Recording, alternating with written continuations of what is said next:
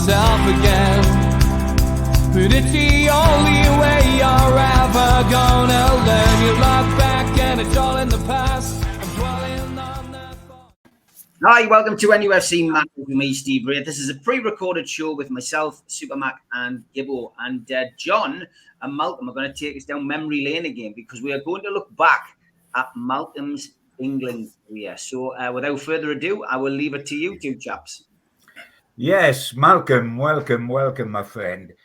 England career, facts and figures first, 14 appearances, 6 goals, which is quite a ratio between 1972 and 1975.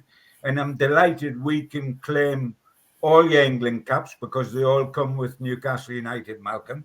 There was many more times, apart from your 14 caps, that you actually were in the England squad regularly during that time. Before we get on to that, I was just wondering what your introduction to international football was, going right back to the start of your pro career, my friend. Well, I was a Luton player at the time. I was about 19, and I was scoring a lot of goals at the time. But I was out shopping in a precinct in Luton with my wife, and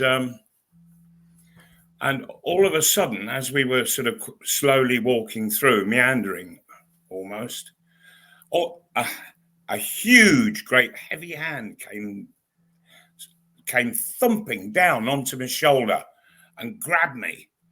And I looked around, and it was a policeman. And I thought, oh, for heaven's sake, have I forgotten to pay for something in a shop and I've walked out with it? No, surely not. And I'm sort of looking. I could see the headlines, Malcom. I could see the headlines. I could see the headlines in the paper. I've got so nervous. And he said, you're wanted. And I went, what? I can't be. He says, yeah, your club wants you straight away. He said, they need you there in the offices. So get yourself up there. And so I rushed up to Luton, which isn't far from the town centre, the club. And I got there and they said, we've had a call from Alf Ramsey. He wants you to join the under-23 squad in Scotland. So I busily got myself all ready, I packed a bag for 3 or 4 nights and whizzed up to Scotland. And that was my introduction to international football. And of course, it gives you that chance to just sit and have dinner and relax and play a game of cards or something. But you're talking with professionals of other clubs. Yeah. And it just expands your football knowledge and thinking. And I found it absolutely wonderfully exciting and thrilling. I didn't get on. I was a sub, but I didn't get on that game. But nevertheless, just being able to talk with the great youngsters of the time playing for other clubs. It's an education in itself. It broadens everything, John. It was wonderful. An education in itself. Before we go into details of matches, fast forward, I think, to the England goals, because that was always your lifeblood of your whole career, Malcom, was scoring goals. Mm-hmm. And both the matches I'm thinking of were very, very significant for differing reasons. The first time you broke your international duck was against West Germany. I mean, heavyweights, world champions, I believe, at the time. England won 2-0 and you're not, Malcom. Yeah, it was actually their first game as world champions. Yeah. And Don Revie was then the manager, and he had 3 games at the beginning of his England career, and had ignored me. I'd been left out, and England was struggling for goals, and I was called up by England, and so I went to the hotel in Hertfordshire on the Sunday, and asked the reception where I might find Revy, and just to report in and let him know that I had no injuries. So she said, "Oh, down the corridor, there's a lounge at the end," and he had this big entourage with him, loads of people all around him, and there he was, sort of centre figure. And I walked in and waited for a bit of silence, and I said, "Malcolm McDonald reporting." I said, "No injuries at all from the game yesterday." And he said, "I don't want you here." Welcome. Yeah. There was none of that. He said, "I don't want you here. I feel you've been foisted upon me by the press. And so if you don't score on Wednesday night, I'll never pick you again." And that was my start with Don Revy. And this was something so opposite to what I'd known with Alf Ramsey. And I've always tried to look on the bright side of life, whatever happens. And so I thought about what had just happened. I thought, well, what a really unpleasant entry into the England squad under this new manager. And you sort of scratch your head trying to think, well, why is he being unpleasant to you? And all I could think was that I always scored important goals against Leeds. And so maybe he had a downer on me for that. But so anyway, I thought, well, at least I know I'm playing. Because usually you don't get told the side until maybe Tuesday at the very earliest. Yeah. But often on the Wednesday morning. Yeah. And so I thought, right, I can get myself really physically prepared, mentally prepared. I know I'm playing from the Sunday through to the Wednesday. And so I just worked on what I needed to really work on in all the training sessions and what have you. And out we went on the Wednesday evening. Just to recall, Malcolm, they were world champions. That was a great, great side. Oh, yes, it was. And we actually played against the side that had won the World Cup in their previous match. And so we were playing the whole shebang. Yeah. From West Germany. And midway through the first half, Colin Bell put us one up with a shot from about 12, 14 yards. Northeast boy? Sorry? Northeast boy, Malcolm? Colin Bell? Yes, yeah, of course. Yeah. Yes. Yeah. Yeah. Yes, he was. And we were really playing some stuff. It was a real joy to be playing in.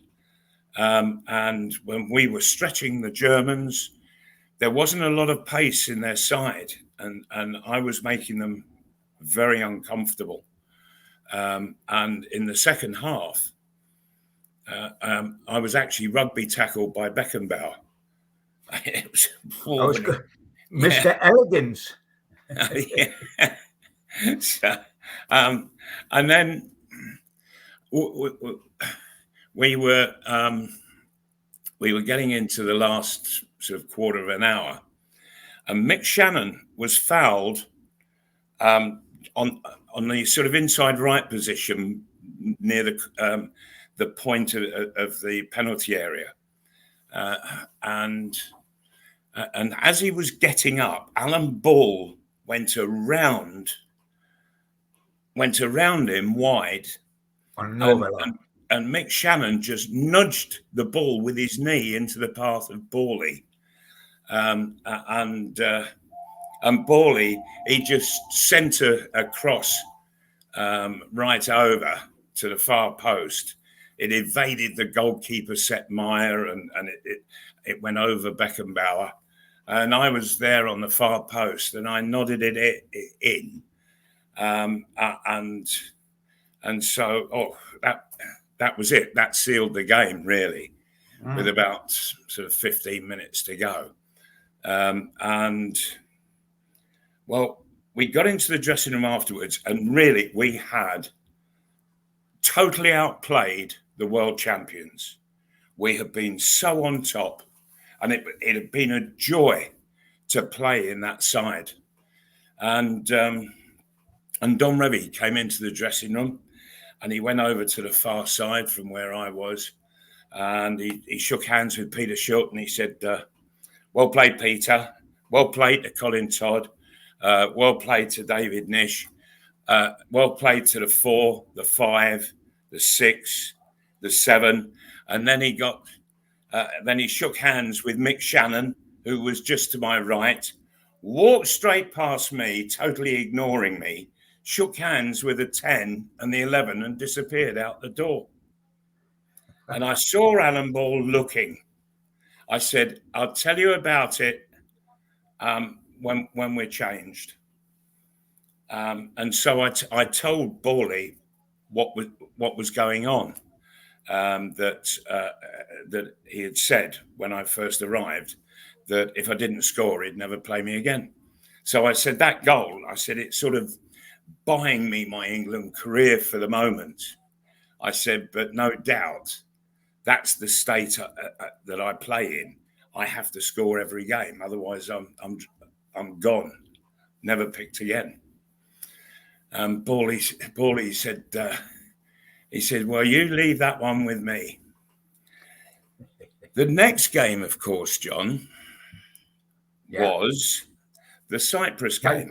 Cyprus, yeah. And the German game had come, I think, in the October of 74, and the Cyprus game was April 75. That's so right. There had been this long lull between these two games. And it was an important game, Malcolm, wasn't it? Because it was a European Championship qualifier. Yes, it was. Competitive game. It was an absolute must-win game. And of course, Cyprus was in turmoil at the time. The two factions there on the island, the Turks and the Greeks, they were literally at war, tanks and everything going on there. And so it was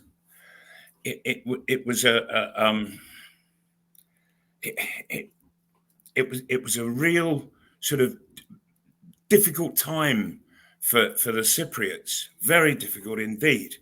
And of course we're going through similar times now, also in Europe, and so we were approaching the game. I was selected. The letter comes through, and all the gubbins that comes with it. And so I reported down on the Sunday evening, and I said to Revie, I said, "Malcolm McDonald reporting." I said, "No injuries from the game yesterday." And he said, "The same still applies. If you don't score, I'll never pick you again."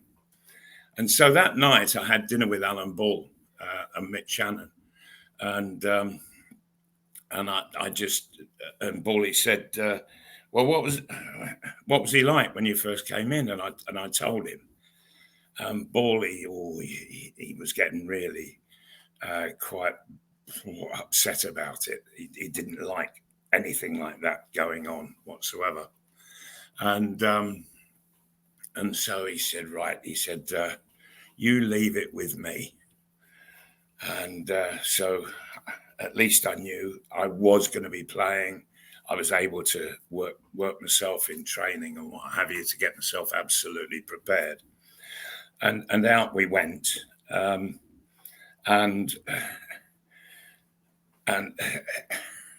Well, actually, we had a team meeting before getting on the bus to go to Wembley.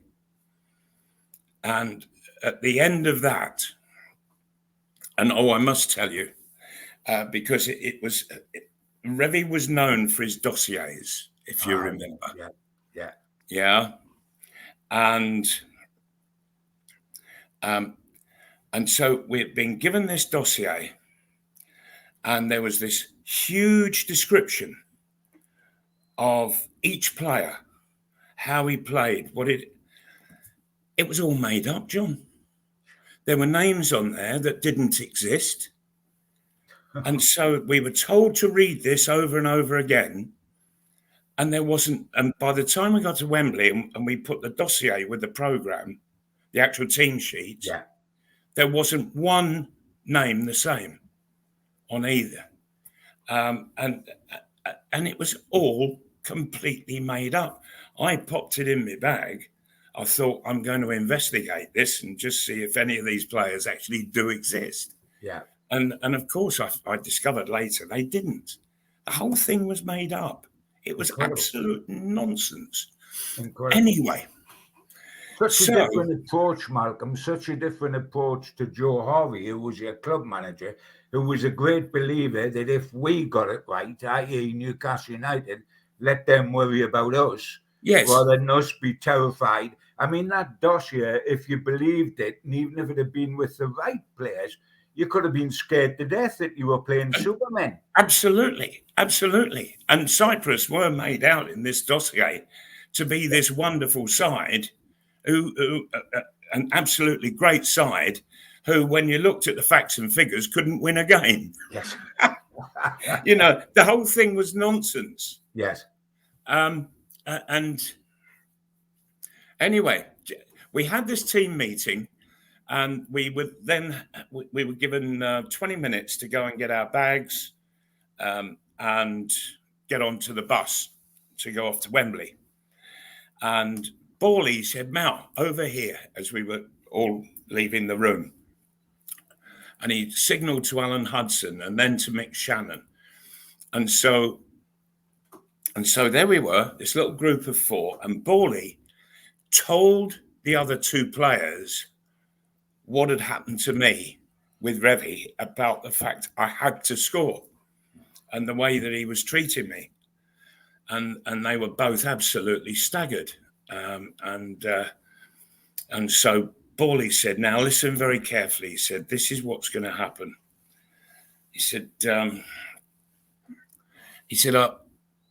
I've got a question for you first. He said, do you know what the goal scoring record is for England?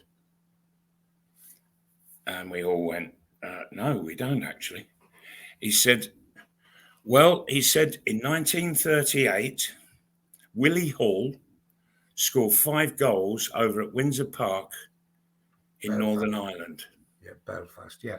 He said, now, he said, tonight, this man, pointing to me, he's going to score 6 and break that record. He said, and the 3 of us, we're going to make them for him. What do you say? And they all went, yeah, we're up for it. We're up for it. And I thought, wow, I've got these 3 wonderful and great players. Quality. And they are just determined to make goals for me. And I thought, right, this is wonderful. And it really did lift me. And so out we go onto the pitch. And after about 17 minutes, we got a corner on the left wing. And Alan Hudson went and to get it, to swing it right into the edge of the 6-yard box. And Dave Watson, the centre half, who was then with Man City, having left Sunderland, he was on his way, but I was a little bit quicker and I pushed him out the way, got my head to it, and in it went. So that made it 1-0. Thank you very much. And Borley, he came running up to me. He said, that's your first. 5 more to go. And so, right, back we go into our half. The game restarts. And Kevin Keegan did a little bit of magic down on the left-hand side and pulled it back. And I volleyed it into the far corner. And so I was congratulating Kevin and thanking him for the great cross that he sent over. And Bawley came running over, and he said, "That's 2, 4 more to go." And, you know, Kevin Keegan looked because he didn't know what was going on. What? He hadn't been part of it, no. Yeah. So half time came and went, and we were out for the second half. And Mick Shannon, he did a lovely little run along the dead ball line, and he knocked it.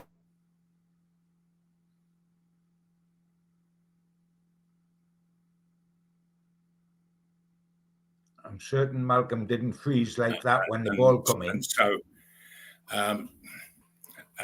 in that went, and the players were congratulating me, and Bawley came running across, and he said, "That's your first hat trick.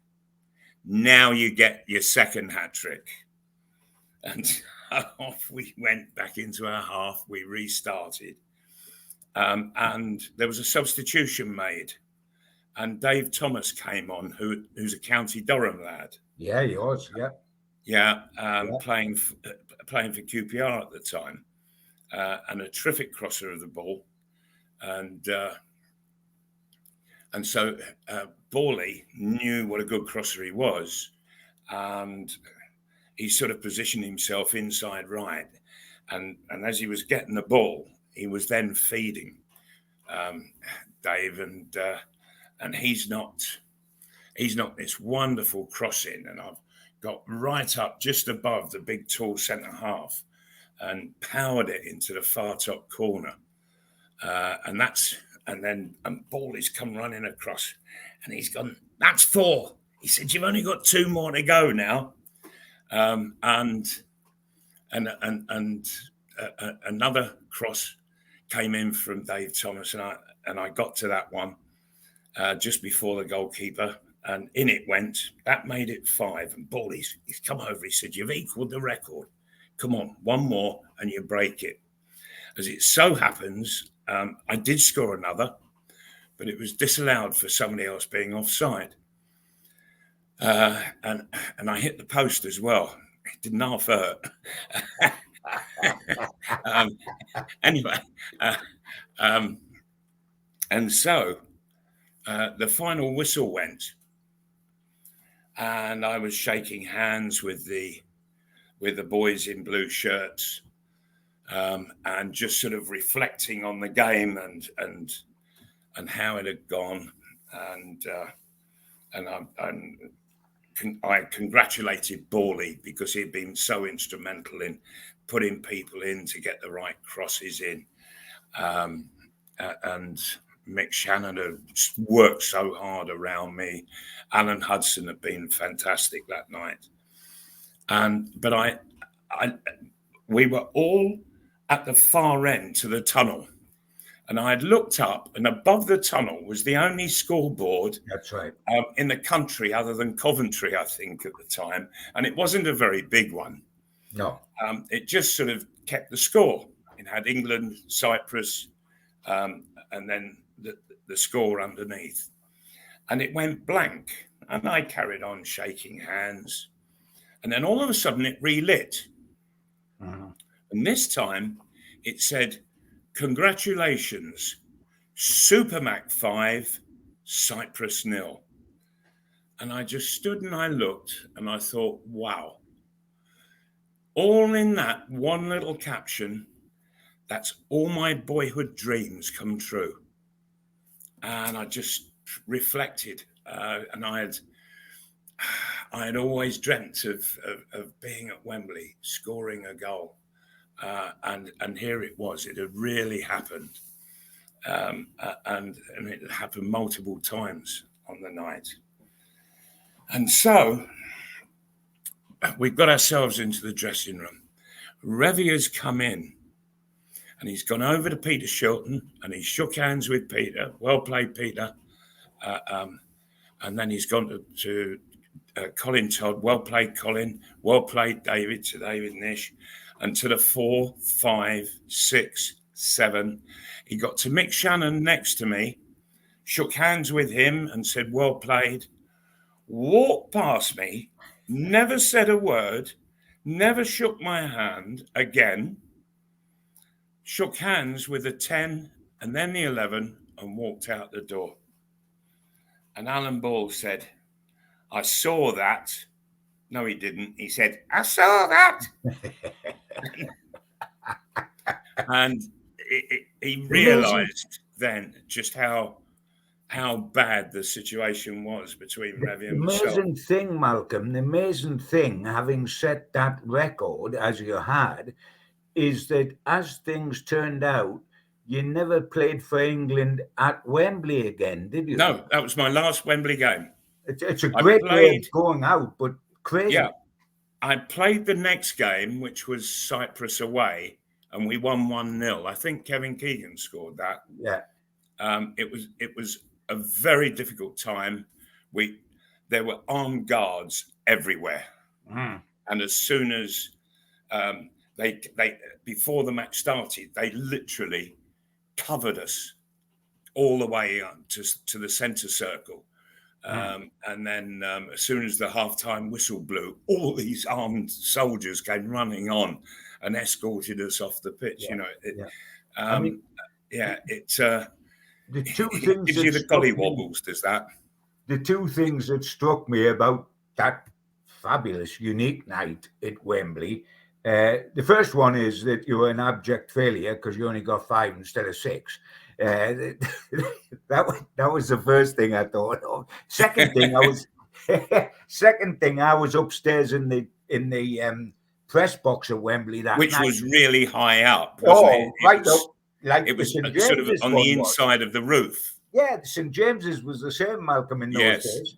And the St James's one was incredible. I know they didn't like the press, but we used to be right up on the roof, and there was a fire escape from the press box, but it only led down onto the roof of the stand beneath, which was wooden. So if there was a fire and you went down the fire escape, you were sitting like Guy Fawkes on top of the bonfire, I thought you might like the press, but this is ridiculous.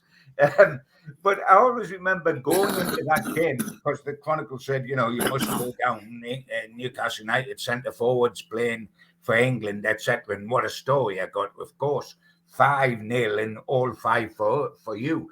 But the funny thing is, when I walked in, a good mate of mine that I kept seeing on the circuit, Malcolm, was Brian Glanville, who wrote for the Times. Sunday, he wrote for the Times, didn't he? Yes. He was sitting there, and I walked in, and he spotted me, and he said, hello, Gibbo. He said, I presume you're here because of Supermac. I said, yeah, that's right.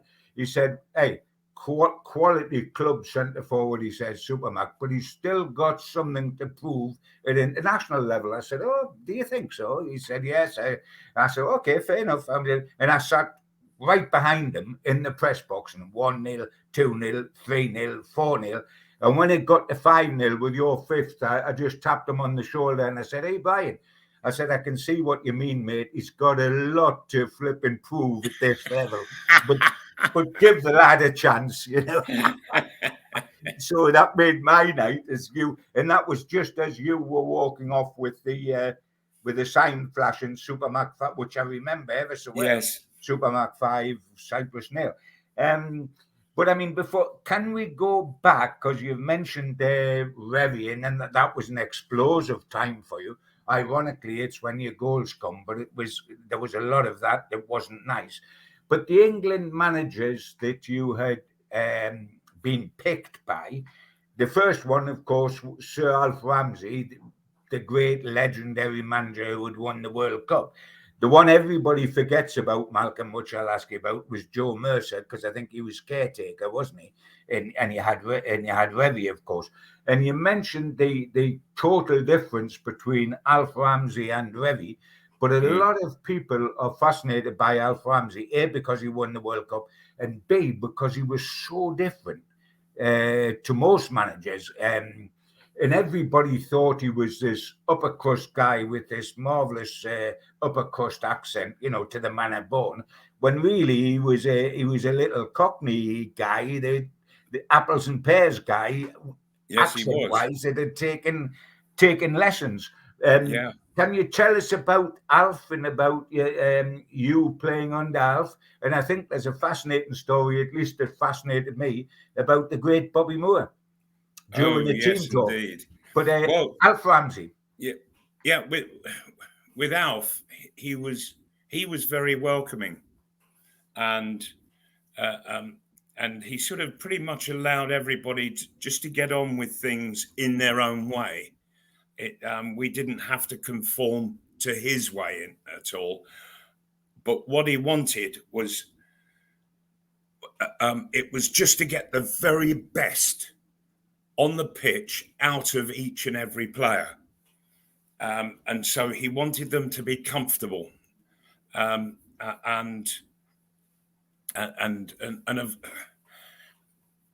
He was very instructive.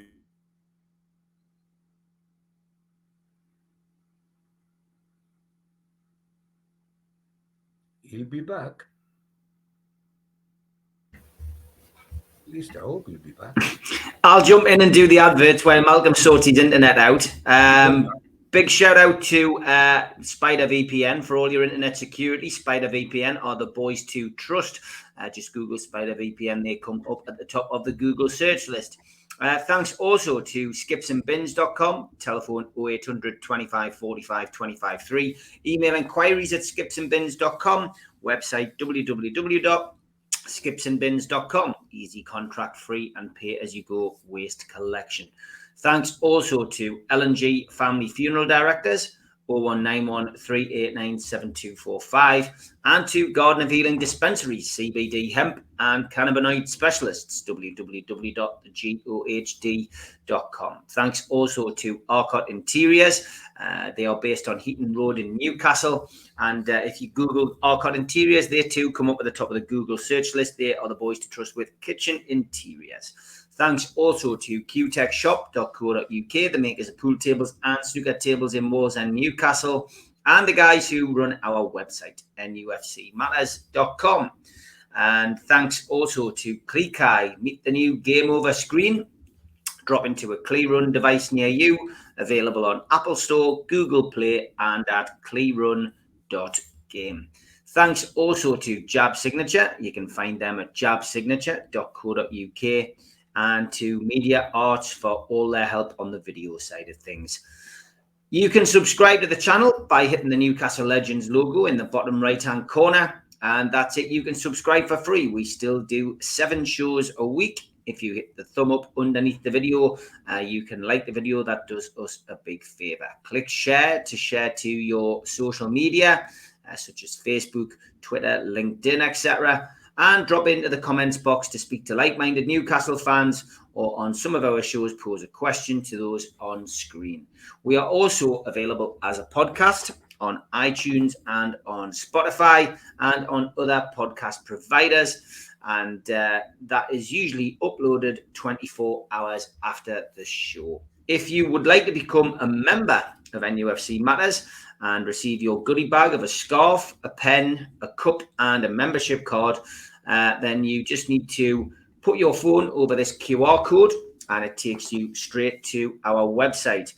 You can become a member. You will become eligible then for the monthly draw. We've given away some great prizes over the last few months, including tickets for matches and a PlayStation 5. So well worth getting yourself onto the website, nufcmatters.com, and getting your membership pack today.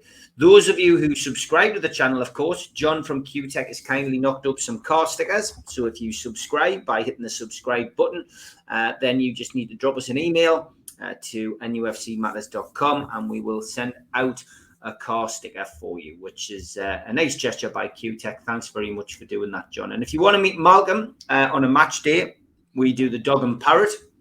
We do pre-match talk-ins in there where we look ahead to the game, and then we're in post-match to look back at the game gone by. So it's free entry. They do good food and good beer in there. They've got a pool table, and kids are welcome on match days. So well worth getting down to see Malcolm at the Dog and Parrot. NUFC fans, foodbank.co.uk is the website, which takes you to the virtual matchday bucket. And in these times of need, it's becoming ever more pressing for people to support the local food bank if they can. So NUFC fans, foodbank.co.uk is the website. You can make a virtual donation. You can put 20 pence in. You can put £20 in. You decide, but every penny goes to the food bank. So please give generously. If you would like to see NUFC Matters live, then we will be at the Marlborough Social Club on Saturday, the 9th of April at midday. And tickets for that event are £10. And you can get them from newcastlelegends.com. Come along and see me, Malcom, Gibbo and Holly Blades as we look at Newcastle United's ups and downs, shall we say. But it will be a good day. And I know there's plenty from the NUFC Matters community coming along. And if you are an NUFC Matters member, of course, you get a pair of tickets for free for that event. Just make sure to go to nufcmatters.com and register for those tickets. Another great number 9, of course, is Alan Shearer, and the 260 dinner is on the horizon. And if you want tickets for that particular event, then please go to 260dinner.co.uk.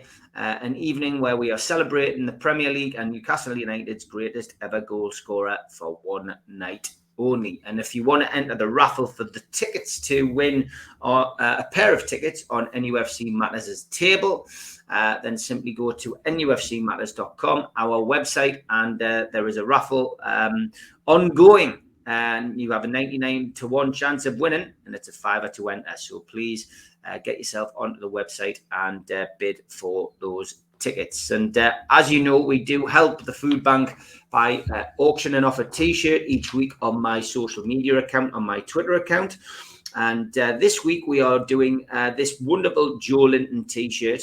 And the big man has decided that he will help us as well, and he will sign the t-shirt for us. So you just need to go to my Twitter account at Steve Wraith and simply place your bid. The highest bidder on a Friday night is the person who wins the t-shirt. So good luck with that, and thanks for your support as always. So Malcom hasn't managed to make it back, so I will just have a chat with you while he sorts his computer out, John. And yeah, I mean, look, I've been listening off screen, obviously, to these stories, but I mean, that Cyprus game and that 5-0 win and those 5 goals that Malcom scored, John, it's an amazing feat. Do you think it'll ever be passed? We've had a few close calls, haven't we? And Harry Kane is certainly the current incumbent of that shirt. He could break our hearts not once but twice. He could shatter Alan Shearer's record, and he could shatter Malcolm's in the drop of a hat.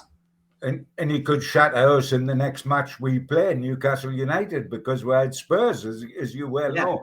I mean, Harry Kane is the sort of guy, Steve, that is quite capable of matching or outgunning legends like our two, Supermac and Alan Shearer, because he is that good. And funny enough, recently was at San Marino, and there was another match that he had recently, and I thought, did he score a hat-trick or he scored 4?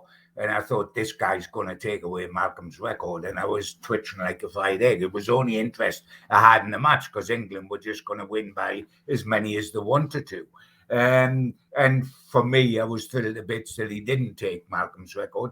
He is gunning for Shearer's record, and Shearer has said that this guy is quite capable of almost smashing all my records, especially if he goes to Manchester City for the Premier League. Can you imagine if he went to Manchester City, the number of chances, opportunities they make? I mean, it shouldn't be allowed. For a start, if there's anything like fair play in the Premier League, and I don't think there is, by the way, but if there was, they should block his transfer to Manchester City, because let him come to Newcastle. He can do everything at Newcastle. We don't mind. Bring him here. That's absolutely right. Now that's allowed. That's well. Listen, I want a Man City and can't go to Liverpool. By the way, there's a fellow on the right that I was talking to before. It wasn't the dog's fault this time, Malcom. No, bless the dog. Bless him.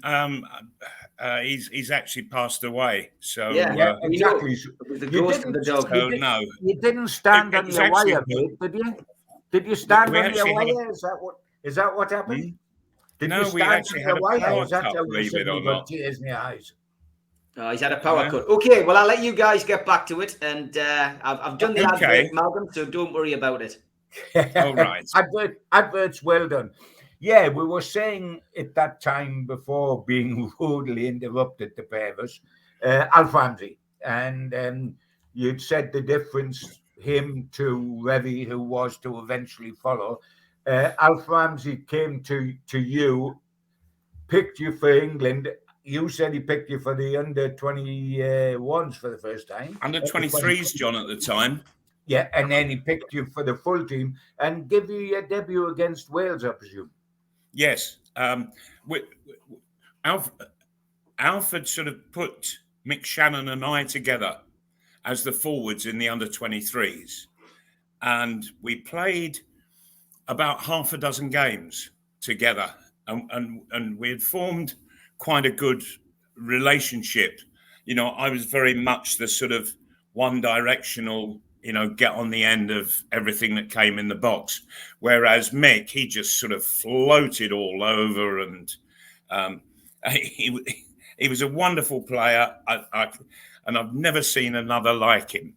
And so we were elevated to the full side or the full squad together. And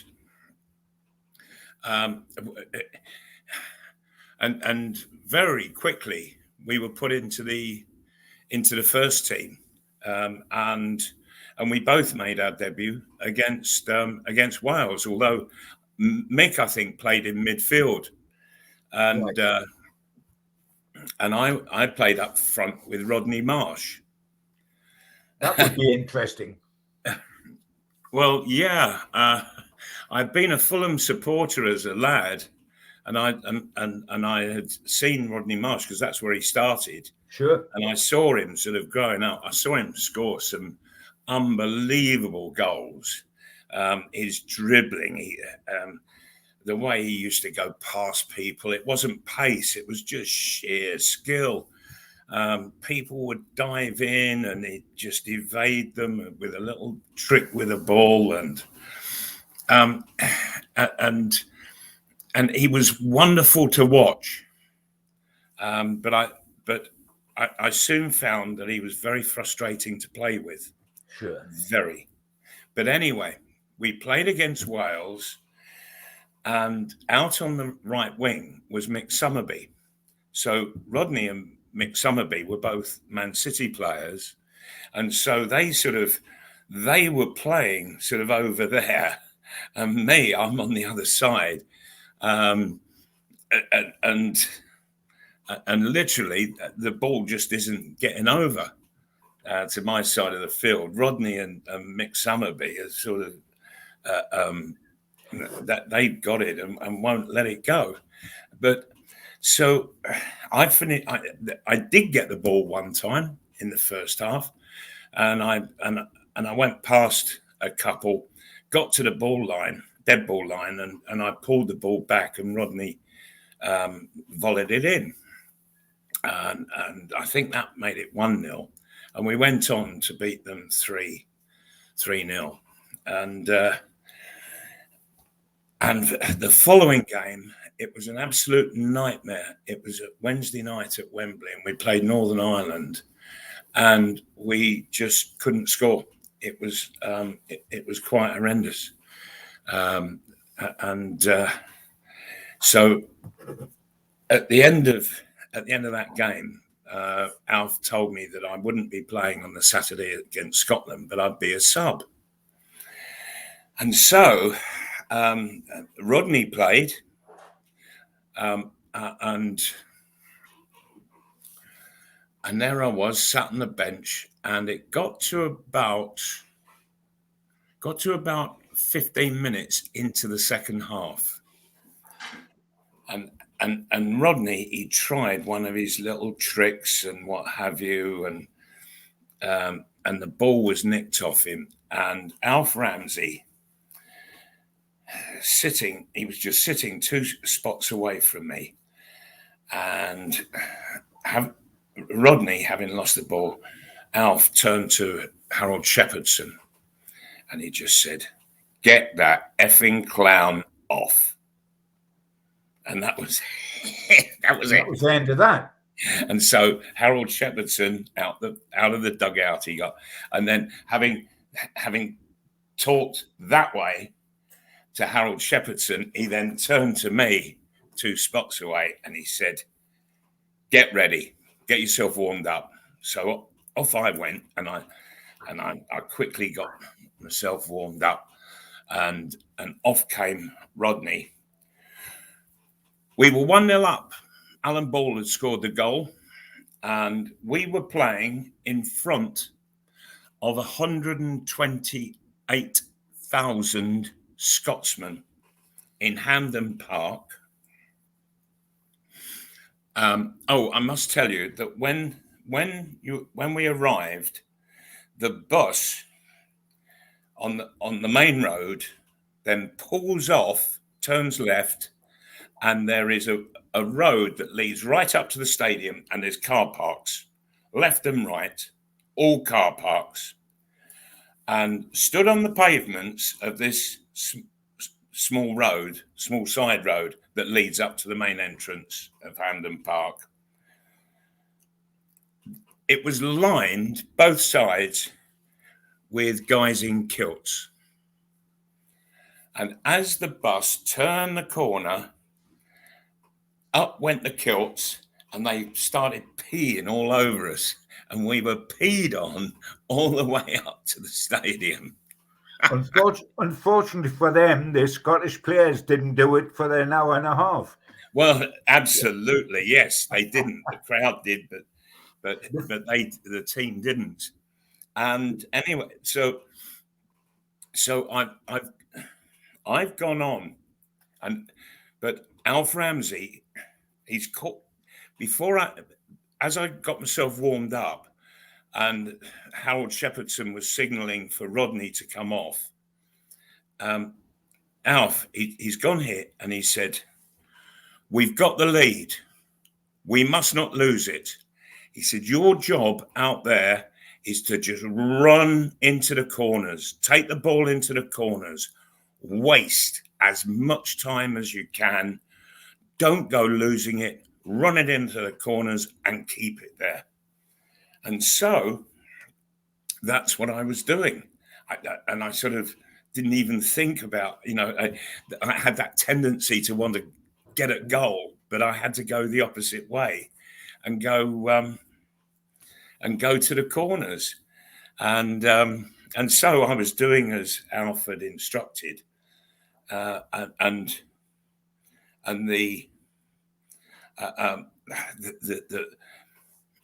atmosphere, oh my word. And they started to boo us. And there's 128,000 Scotsmen. At least 127,000 of them were pissed. They had been on the booze all morning and lunchtime. Of course. And so when they booed, there was this stench of beer over the pitch. And what I would have given just for a bit of fresh air. and all we're smelling is stale beer.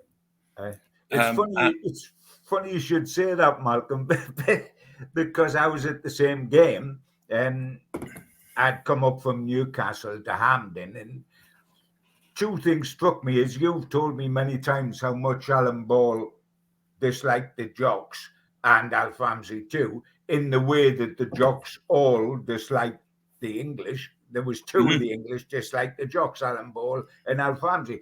And of course it was Bally that scored the goal. And I remember vividly when he scored the England goal, when he was running back the centre circle, and you might recall this, he did the old Churchillian salute, the 2-fingered salute, yes, to the fans, which absolutely that way.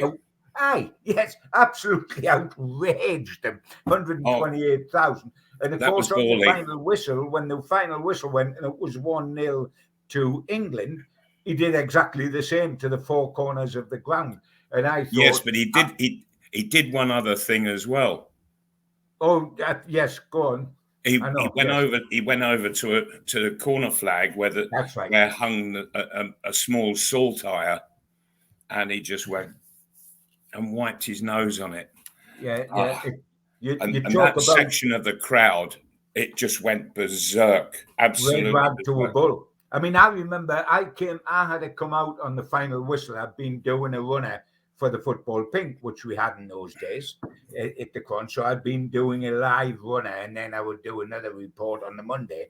And I had to get out quick and get out to the railway station to catch a train back to Newcastle.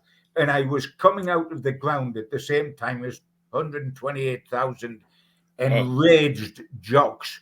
Yes. Bad enough that they'd lost to England, but then Alan Ball had decided to literally rub their noses in it.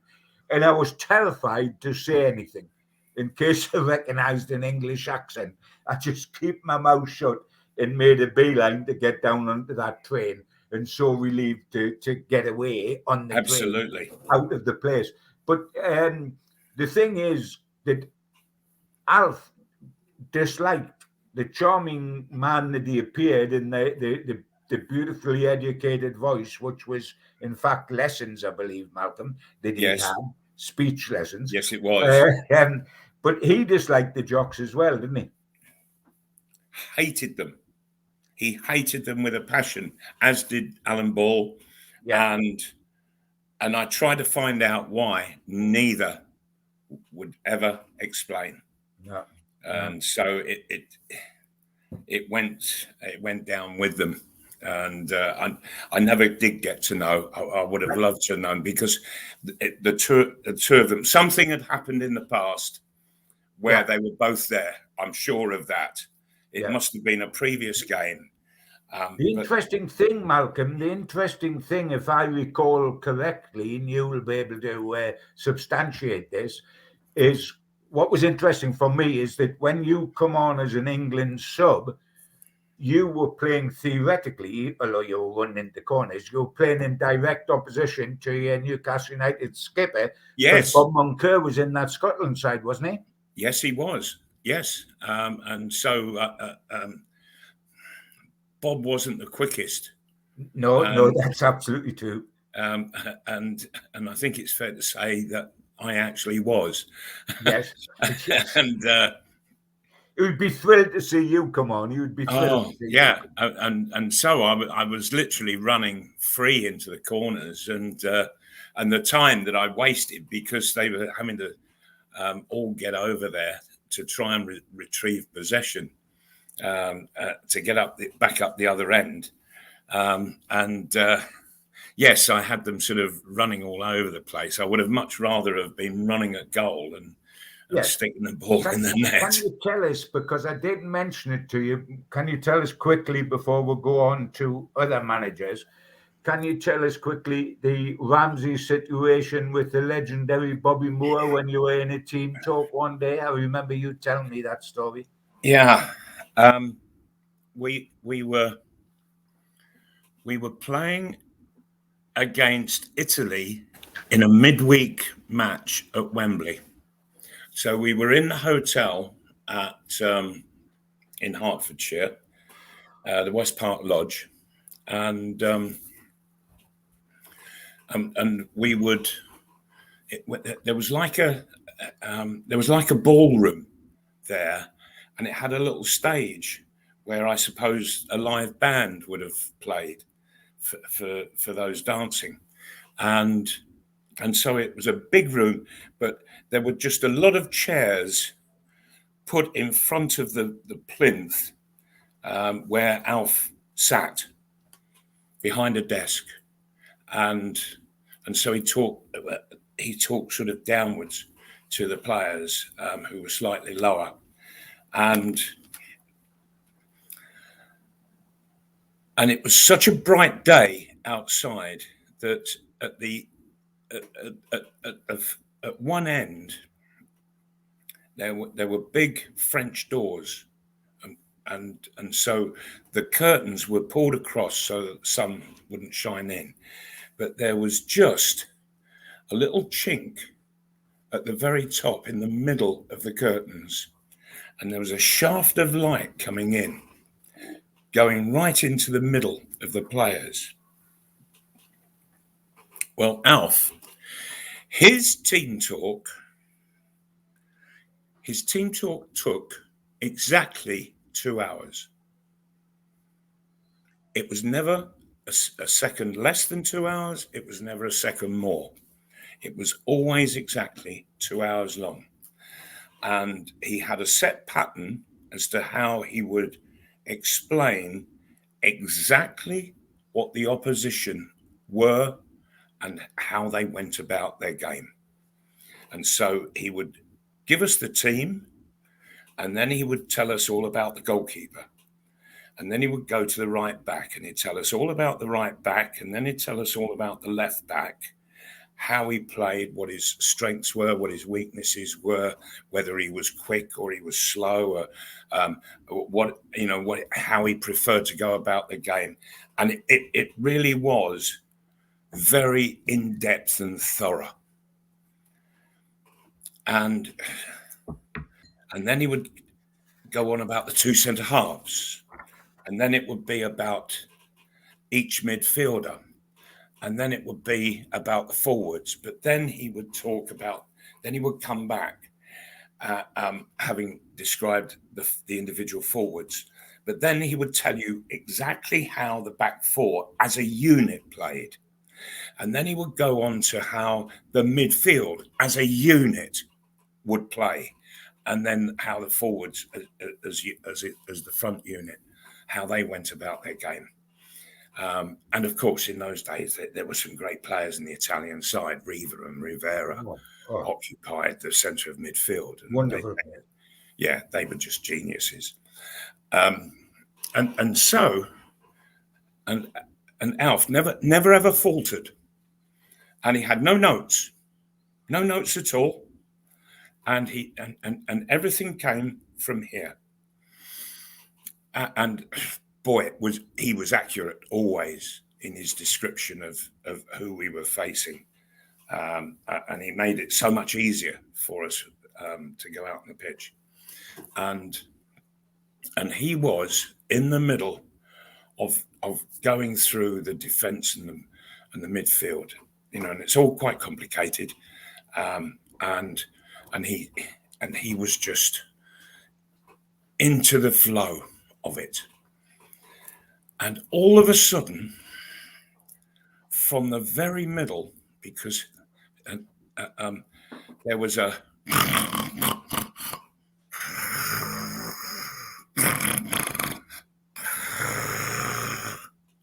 and Alf just stopped in mid-sentence.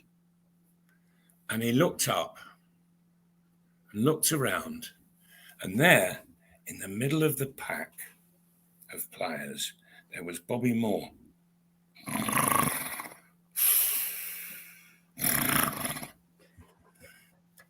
And Alf, he's looked at Emlyn Hughes and he said, Emlyn, would you mind giving Robert a nudge, please?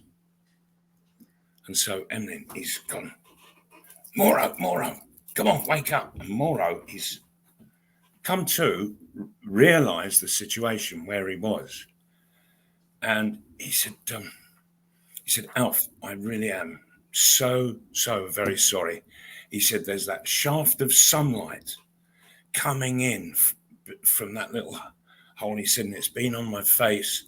He said, and the warmth of it, he said, and I've just drifted away. I really do apologise. And Alf looked at Moro and he said, Robert, I know you have had to listen to all of this 107 times before, but would you please just mind fully listening for one more final time? Thank you. And we all sat there and thought, has he really just said what he said? And we're looking around, and sure enough, Moro played that game and never appeared again in an England side or England squad. And it was his last game. Now, whether he knew, he never said. But Incredible. Yeah. Incredible. Would you mind Just One one last more last time. It doesn't matter. You've got 107 caps, Malcolm. There Well, is always a last time. Yeah, that's right. And he made it 108, and well done to him for that. He broke Bobby Charlton's record, didn't he? Of course. Yes. Yeah. I think. Yeah. But what a player Moro was. Oh, and exceptional. Because he wasn't the quickest. And he and Bob Moncur, they were very similar, but Bobby was a lot more polished. Bobby Robson. Sorry, Bobby Moore. Bobby Moore was a lot more polished than Monk was. His passing was absolutely superlative. And short, long. He was so cool and calm under the greatest of pressure. And he'd still be telling others what to do, where to be, how to do it. And yet he was under this immense pressure in the penalty area and just getting it all calmly done. And he was an absolute joy. And he was,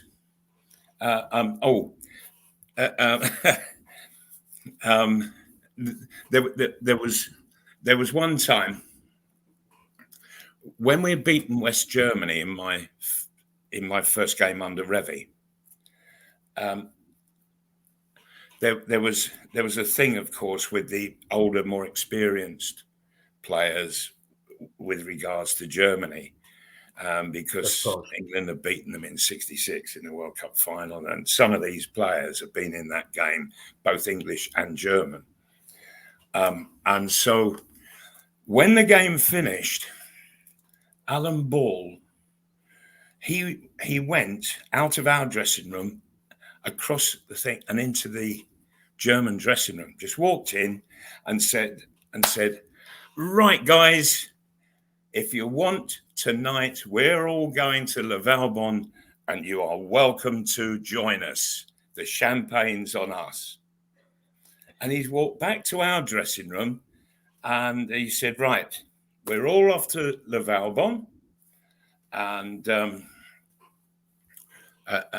And so he said, so I want 20 quid from you, 20 quid from you, 20 quid.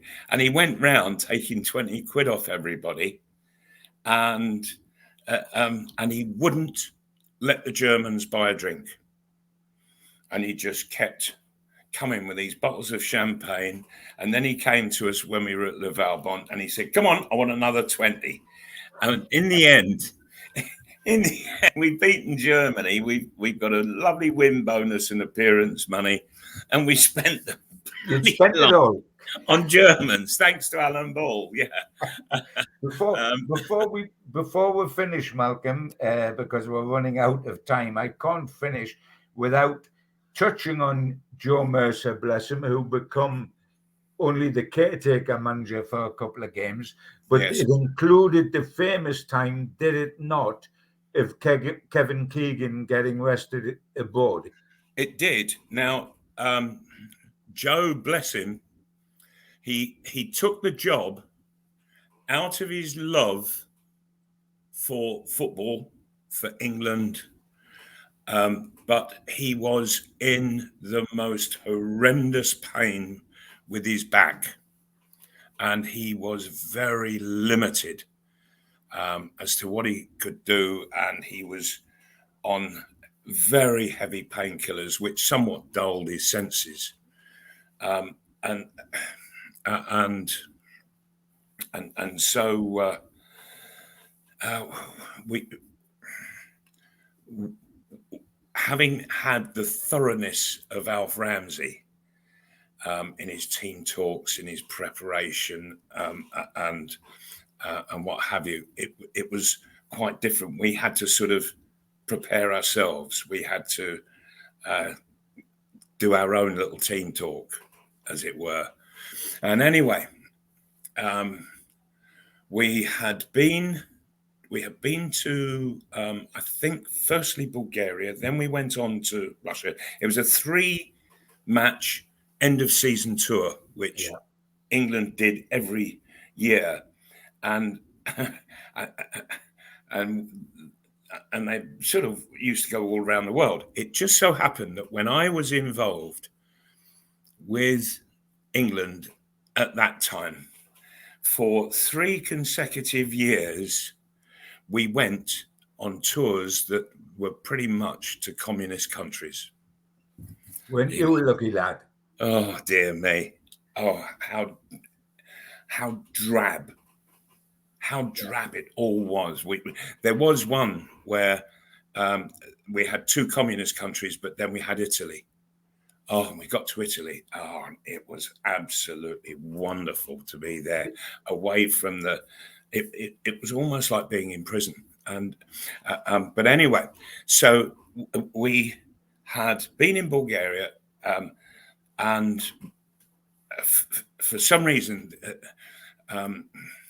they used to really mess us about, because usually the FA would charter a British Airways jet, and that would take us and all the press guys around, and it would take us to the first venue. It would go back to London, then it would return to take us on to the next venue, and then go back to London, and then it would return to take us on to the next one. But Russia said no English plane is going to fly into Russia without us having checked it all out, and so on and so forth. You have to fly by Bulgarian Air. So we had to go in a Bulgarian plane. So a Bulgarian plane took us from London to Bulgaria then on to Russia, and then from Russia we went to Czechoslovakia. Now, and so the last night that we spent, we'd had a game. After the game, there was nothing to do whatsoever, so we had a game of cards, a few of us, and Kevin Keegan was in it, I was in it, Colin Todd, Roy McFarland, and 1 or 2 others, and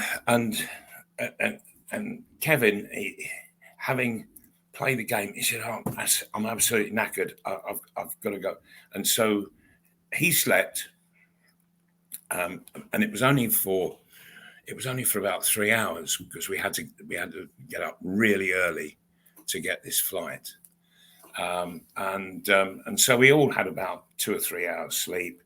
Up we got, onto the bus, off to the airport, and in Moscow we had to get there really early, because they just messed us about. They messed us about when we arrived, and we were in arrivals for some 6-7 hours, and they really did just make it very difficult. You remember Frank Nicklin? Yes, of the Sun newspaper. He was a great guy, Frank. He was a good mate. Sorry, not Frank. Frank Clough. Frank Clough, who wrote yes. for the Sun. Yeah. Frank Nicklin was the editor, sports editor. Yes, Frank Clough. Well, Frank Clough, he had a mark on his passport, a bit of ink or something like that. And so he was carted off by the airport police, and it disappeared. Now, and so we've all continued and got through. Which airport is this, Malcolm? In Moscow. In Moscow itself, right? In Moscow, yeah. And so we've all finally got through passport control, finally got through customs, and now we can head off towards where the bus is. So get to the main entrance and exit. And as you go down, in Western airports, as you go down these avenues, it's all shops. Shops to the right, shops to the left, all with all beautiful fare inside. What was there in Moscow? Cells. And they were it was just an area with bars in front. And all of them that were their shops in the West, in Moscow, they were cells. And we're going along, and all of a sudden, there was Frank Clough in one of the cells. And we all stopped, and we had a little chat with him through the bars. You know, what's up? He says, there's a little mark on my passport, he said, and they're messing me about. Anyway, he didn't get out for about what's happened with Keegan? So anyway, we left Russia, and as I said, that we'd only had 2 or 3 hours sleep, and so we were flying. Kevin literally got onto the plane, found his seat, and went bonk, and he slept. And there was it was Bulgarian air hostesses on the flight, and we've got to Czechoslovakia,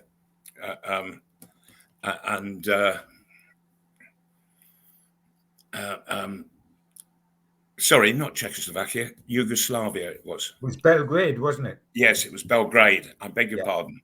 It was Belgrade that we got to. And so Kevin, somebody woke him up and said, come on, we've got to get off because we'd landed.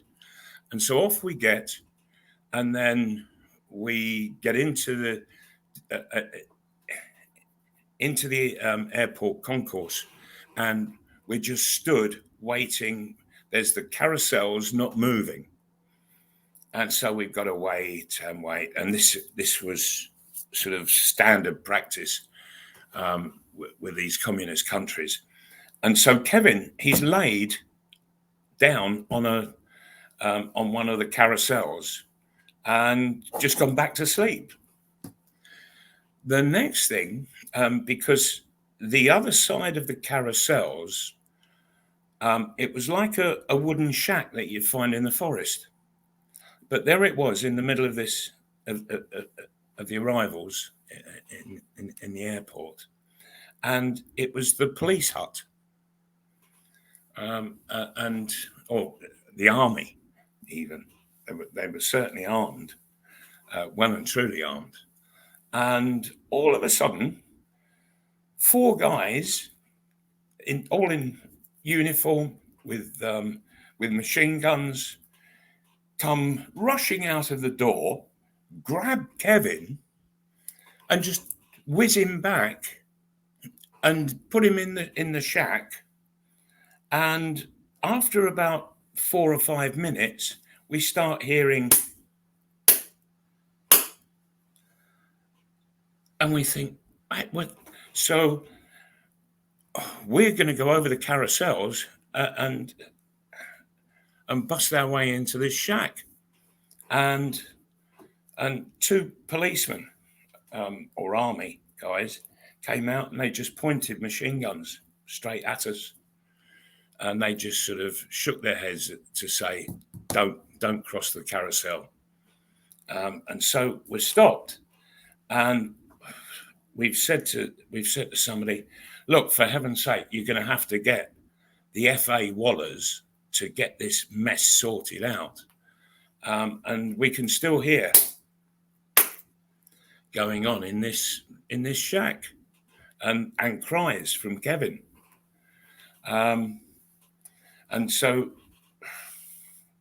we've got this horrendous situation where we want to go, but we're facing machine guns, and we're wanting somebody to get Kevin out, somebody in authority. And in the end, we are told, you must leave this airport. It's no good you being here. So in the end, we got onto a bus. We were very reluctant, but they said, please, this is an international incident now, so you must go. And we were driven to the hotel, and then having checked into the hotel, we then were told, come on out, get into the bus. And we finished up at the British Embassy, and the people there, they explained to us what we need to do to try to lessen this incident and what have you. And so we're saying, look, we are not playing whilst Kevin Keegan is being held and beaten up. We're just not. They said, well, look, let's hold on. Let's just see what happens in the next day or two. So in the end, late that night, Kevin is released. And we had been ready to literally go and grab him out and risk being shot at and what have you. But the embassy people were saying, you must not do that. You really must not do that. It's not going to help the situation. And so Kevin arrives, black eye, nose like that, cut lips, splits over his eyebrows and what have you. And he had been severely beaten up. And so we sat and we said, there is no way that we are going to play this game if this is how our players are treated on arrival. And what they and the Yugoslavians were saying that one of the air stewardesses had made a complaint to the police that she had been sexually interfered with by Kevin Keegan on the plane. But the truth of the matter was that he had been fast asleep all the way. Absolutely fast asleep. And it was just a complete and utter setup. And so there was all this coming and going between the embassy and the hotel. And the consulate finally came to the hotel and said, the best thing you can do is get out there on the pitch on Wednesday night and go and beat them. And we were very reluctant to do it because of the horrendous. What was the score then? We drew 2 each. Yeah. Well, would you believe it? Actually, because at the time I was still yet to score. This was before the Germany game. And I was through on goal. I'd come on as a sub, and I was through on goal, and I smacked it for the top corner, and somehow the keeper got his hand to it and knocked it over for a corner. Much better to wait and break your duck against the world champions, Malcom. Well, yes, that's the way to do it, isn't it? Do it. If you're going to do it in style. Terrific 3 years, mate, with England, 72 to 75. All were very proud to say with Newcastle United at the same time. Happy memories for me, who happened to be part there. Anybody that wants to look in the record book and wallow in it too. Lovely times. God bless for looking. They were great times. Fantastic. Just to sit and listen to these stories. Brilliant stuff. Malcom and John, thanks very much. Take care, lads. Take care. Lovely to see you, fellas. Take care. Take care, everyone.